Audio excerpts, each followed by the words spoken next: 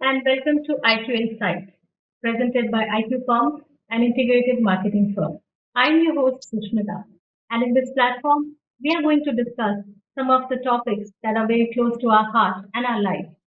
Our visiting guests, along with their rich exposure and first-hand experience, are going to share their input, which will definitely bring in some of the information that we have been looking for. Artificial intelligence and generative AI is the technology of this era. And today we are going to discuss how AI is integrated in education sector. And to discuss on the theme, we have a legendary guest with us, Mr. Jaideep Kewalramani. He is one of the top voice for artificial intelligence. He looks after overall business operations as he leads EdTech. He is a renowned voice recognized by Government of India as an ecosystem contributor. Let's welcome Mr. Jaideep Kewalramani. Thank you so much, Sushmita. It's a pleasure to be here. And here's my first question to you. Why artificial intelligence in education sector? What are the challenges that we are facing in our traditional way of learning that artificial intelligence can help? Sushmita, that's an excellent question to open this conversation with. I would just like to change the perspective a little bit. AI is not going to challenge the education system, but it's going to create a paradigm shift. Let's take a step back. The first wave of education, as we knew it for several hundred years and millennia, was that it was based on test of memory. The next phase, which we are seeing for the last several decades, is application based. How quickly you can absorb the concepts and apply them to real world situation, and that's what Western education and some of the leading educators in India have mastered now. Wave 3, which will be driven by AI, is going to be beyond the test of memory, beyond the test of application, and it's going to be built on top of this. Imagine a situation where both the educators and the students are using AI. Teachers will use it to create their training program, the pedagogy, the design, the questions that they will ask, the teaching notes that they will use in the classroom. Students will use that for understanding concepts, personalized tutoring, responding to some of the questions that the teachers may have asked. And the learning will start beyond this. When the teacher and the student then sit down and say, okay, I had a question, you have a response, both are AI generated. Now let's discuss about what this means. So it goes way beyond test of memory and test of application, and it becomes more oriented towards building a new knowledge base that does not exist today. We are going to see a paradigm shift as AI penetrates into the higher education and even in the K 12 space. How AI is used to cater to the diverse need of students in a classroom to have that personalized learning experience. Shushmita, personalization of education through AI is just one use case. But if you want to focus on that, the algorithms that are designed to help with personalization are based on certain parameters to identify what differentiates one learner from another. It is the method of learning, it is the style of learning, it is the pace at which you learn. Uh, there may be different degrees of difficulties that the algorithm will detect in terms of how you are doing as compared to other students in the cohort, and then adapt the pedagogy and the learning flow to help you excel the concepts and move to the next level. I mean, this is called progressive learning. uh, Personalized tutoring can also get into kind of some level of student counseling that will help the student overcome some difficult concepts because they may not be tuned to a few things. The counselor, through personalized tutoring, can help in bringing the level of education up for every student. So the personalization will occur across a variety of parameters. You asked about diversity. AI can help different sets of students. There will be people with learning disabilities. There would be people who may have certain physical disabilities. You can convert notes into audio. If people have ability in terms of grasping certain concepts, they could be broken down. So the diversity element can be very well accomplished with AI with an extremely low cost in a high speed manner. For example, you're giving a live lecture in a classroom. AI, of course, closed captioning was there long ago, but now AI has the ability to, on the fly, create closed captioning and translate it in the language of your choice. So you could be teaching English. There could be a person who is adept in Hindi and English both, but may understand the concept if you use a concept of if you use both the languages together. And imagine your lecture is being delivered in English, but the closed captioning is in Hindi. I mean, that helps improve the learner's environment. That's interesting. And in what ways does AI provide more accurate evaluation of these students in a classroom? And are there any concerns of reliability issues of these assessments? The AI models are continuously evolving. Are there reliability issues? The answer is yes. Are they being overcome with every progressive version? That answer is also yes. One must not use generative AI or other AI tools blindly. There must be some guardrails in place to ensure that issues like hallucinations on the core data or biases that kind of come in are not going to affect the learning outcomes. So AI should not be, at this stage of the evolution, should not be used independently, but it should be used under the supervision of the educators with sufficient guard. Makes sense. So, teachers with these assessments in hand can design their own mentorship accordingly, right? Absolutely, Shushmita. This is the point where you're going to look at an AI augmented teacher and an AI augmented learner, and the entire education system will leverage AI to raise the bar of education, as we discussed during the opening comments of this podcast. So, you will need the human element when you bring in AI, and you can't treat it independent of that. And here you must have seen many integration of artificial intelligence and multiple educational institutes. So, in your experience, did you see or have you witnessed any resistance from, say, teachers or students or parents for that matter? Resistance is a very strong word to use. There was a healthy amount of skepticism, which is the case with every new technology. Educators approach it from a perspective of do we have the right guardrails? Will it kind of deteriorate the level of education? Students are approaching it from a perspective of can I use it to move ahead? Parents are skeptical about what will it do to the learning levels. I mean, is it going to disturb the learning ecosystem? So, a healthy amount of skepticism adopting new technology is always good. That allows the technology players and the inventors to progress very, very carefully. There was no resistance at all. I mean, educators would want to see what are the merits or demerits of using it, so that if they have to adopt it, how do they change their learning design, review mechanisms, assessment mechanisms. Uh, in the event that certain students get a little creative and use generative AI to, let's say, answer assessments or quizzes and so on, how do you prevent that? Because at the end of it, we are in a transitionary moment. I mean, while we are moving from education, which is based on test of knowledge, to test of application, to which is now going to be AI based, which is going to be transformational in nature, the rest of the industry is also catching up. So you can't wish away the test of knowledge and test of application and just rely on AI. So the whole ecosystem needs to evolve, and educators, students, and the parents who kind of make sure that the students are aligned with the ecosystem should adopt it in a methodical, systematic manner, run pilots, look at what's working, what's not working, but embrace it in a positive manner. Jaideep, are there any essential skills or knowledge that student must acquire before getting into this So, technology-driven learning? and that's a good question. If it boils down to two things, one skill that they require on the technical side is prompt engineering, and the other skill that they require on the soft skill side is ensuring high standards of ethics and transparency. With the devices being embedded with AI now, I mean, look at what's happening with some of the word processing and data processing tools.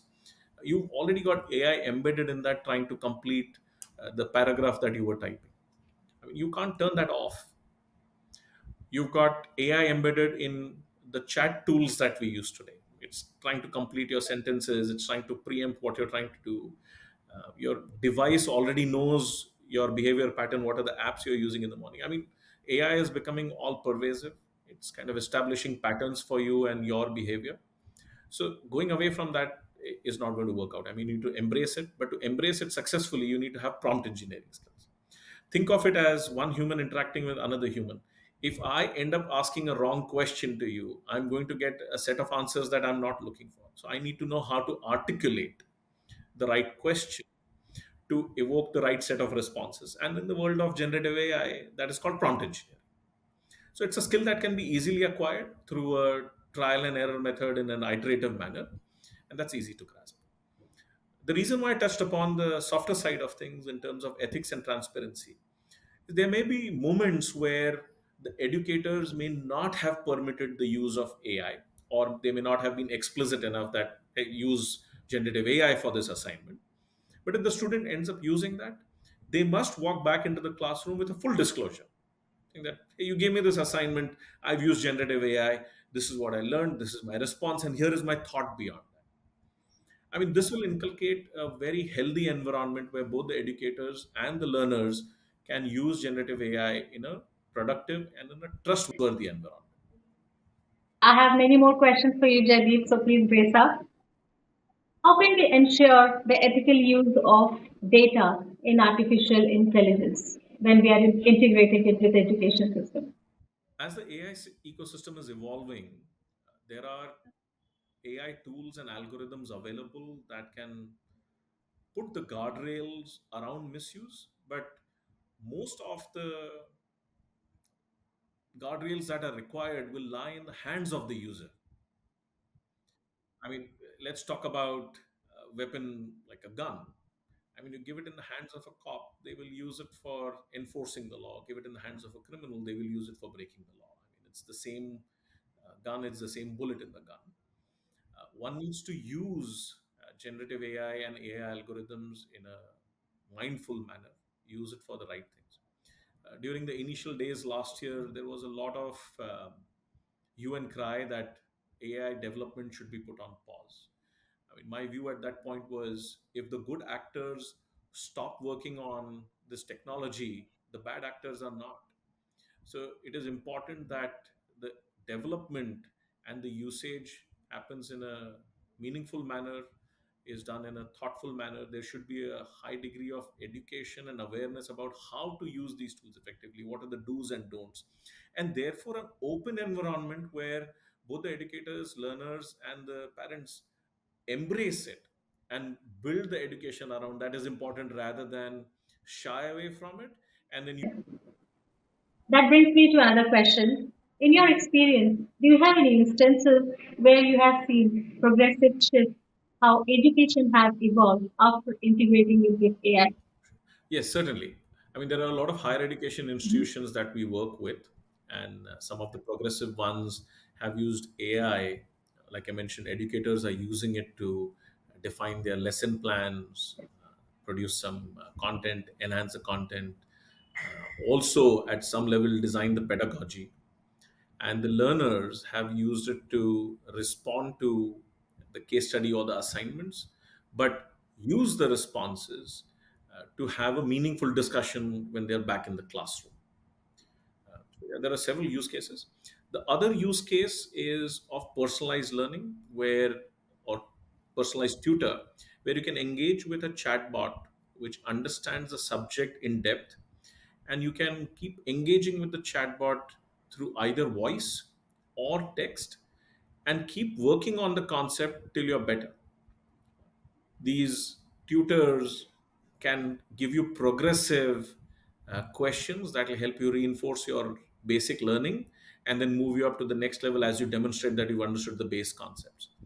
And you can do this at your own pace, and there are tools and apps available for that. The third use case that we spoke about earlier is the live language translation. I mean, this is living the age of science fiction where you are speaking in one language and AI is able to transcribe it in another language altogether.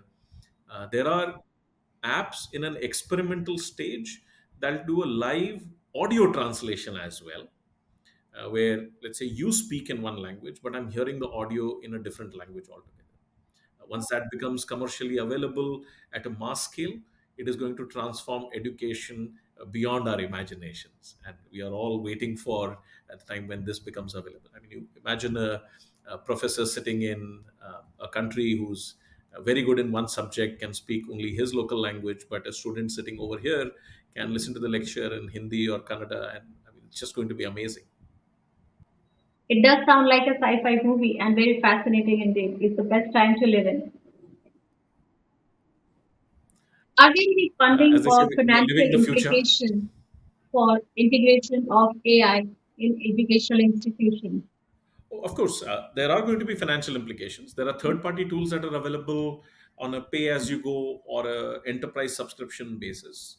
So there'll be a financial implication. ROI is very easy. I mean, maybe in the first year, you are doing a parallel run of having a heavy dependence of only humans while you bring in the AI in the first year. But over a course of 2 to 3 years, the ROI should kick in both in terms of the quality and the productivity. I mean, imagine the productivity of an educator goes up dramatically because they are going to use generative AI tools or other AI tools to help educate the learners. And once that ROI is in place, the organization should start seeing their benefits. One thing that I particularly advise to organizations, whether the universities or enterprises, is focus on developing your own AI for the core that you possess. If it's not a core area for you, use the third party tools. It'll give you a faster time to market and faster adoption. Of course, you have to ensure that your data is protected. You have all the rights to the data that you're providing to the algorithms, and you can pull back in case you need to switch providers. But that's more of a kind of a procurement discussion on how to pick the right tools and bring it in. But you should have a blend of self algorithms that you've developed by your own and third party algorithms. What role do you think parents have to encourage their children to use this technology based learning and an honest use of it as well? Parents will play a very important role in this because till a particular point of the student's life, parents have a heavy degree of influence. They must work with the educators in a collaborative manner and along with their children to see how generative AI is being embraced at the place of higher education. Inculcate the ethics and the transparency that is required. Of course, that exists as a part of their general upbringing, but also on how to use these tools, how to give the right kind of disclosures, how to seek the permissions, where to use the tool, where not to use the tool. I mean, some amount of guidance from the parents on using this new technology will be very useful. It is also important that the parents themselves learn some of these tools so that they have a first hand feel of what their child is going through in the new education paradigm. Education system in India is different as compared to other parts of the world. How do you think artificial intelligence is catering to the needs of Indian students to make them stand out at par at the World Forum? I mean, the education system in India is evolving. We have multiple methods that exist. I mean, you still have the classical method of test of knowledge, you have the test of application, and then there are progressive institutions who are adopting AI. From an Indian ecosystem perspective, there are a lot of large language model tools that are being built. There are edtech companies who are making deep investments in building AI algorithms that will help with personalized learning, tutoring, adaptive learning, assessments, AI based proctoring engines. So there's a lot of investment that is going on. One of the distinctive features that will come out is how we embrace the multitude of languages that we have, and also putting in the cultural context in our education, using the right set of examples when the teacher designs the training plan, lesson plan. Some of the elements that are native to India should kind of come in the content. So it's going to be multifaceted. Language will be a differentiator, the cultural context will be a differentiator, and the examples in the education material will be a differentiator. This brings us to our last question. As you mentioned earlier, Jaideep, Traditional way of learning in India is mostly memorizing, test of knowledge, word by word, right? Do you think artificial intelligence is restricting the ability of self-thinking and implementing the solution on our own without any guidance? I mean, that's a very classic question, and I'm glad that you touched upon this. I mean, one must understand that technology has not been able to stay away from education since the time tech has been kind of coming in. Look at the way calculators made their way into education. I mean, imagine a time when scientific calculators didn't exist and people used to do this by hand. So scientific calculators help raise the bar of education, the speed of learning, the speed of processing the information. And it's become an integral part of a lot of learning pedagogy.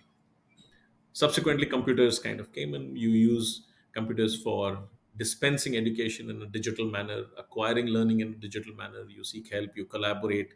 You've got digital classrooms. I mean, it's helping again with the speed and the quality of education. Similarly, AI is going to deliver a whole range of benefits in the education system. The question that does it impair the ability to learn and think? The answer is no. It will help evolve. I mean, think about it this way, that your learning starts beyond what AI is able to give. If the educator is going to use AI to develop the content, the lesson plan, and the assignments, and the learner is going to use that to respond to those assignments and absorb the learning plan better, now the educator and the learner both have the ability to have a discussion beyond. It's going to raise the level of learning. Is it going to impact the ability to think? Uh, at some level, this is a polarizing question. Do you need the basic abilities of mental mathematics without the use of calculator? Yes. And therefore, should the student also have the ability to acquire knowledge, regurgitate knowledge without the use of generative AI? Yes. But it may not be a mutually exclusive thing. You can have AI included as a part of your education system, but also keep a focus on that. Do you have the ability to think and apply that logic? And that can come through the discussions that the educator and the learner will have beyond what AI is going to. So there are ways to protect and preserve the learning and the thinking ability. In fact, it can be more liberating and more beneficial both for the students and educators if AI is used in a meaningful manner. This brings us to our last question. As you mentioned earlier, Jaideep, traditional way of learning in India is mostly memorizing, test of knowledge, word by word, right? Do you think artificial intelligence is restricting the ability of self-thinking and implementing the solution on our own without any guidance? Right. I mean, there are two concerns. One is around security, and the other is around privacy. And therefore, when we spoke about the role of educators and parents, it is up to them to ensure that they are applying these filters and bring in the right set of tools. That should take care of the security concerns, because when you have a responsible AI partner, you know that the technology will not be misused or breached. I mean, it has to be very robust. In terms of privacy information, I mean, every technology, as you start engaging with that, it starts to learn about you and develop patterns. But as long as your personal data is protected and used only for the purpose of what the tool has been used for, you should be fine. If it goes beyond that, then the privacy policy should cover that. And there are enough responsible AI players. So the students and the educators must be wary about a lot of these free tools that are available. They must use it in consultation with their technology providers, their technology partners, and consultants to make sure that the security and privacy concerns are addressed. It was indeed very insightful discussion, Mr. Jaideep, and I'm sure our listeners will benefit multifold with all these inputs that you have shared with us today. Thank you so much. Thank you. It's been a pleasure. Technology is just a tool. How we use it effectively and wisely is totally on the users. With that, signing off with a promise to meet again with a new topic and a new guest. Thank you.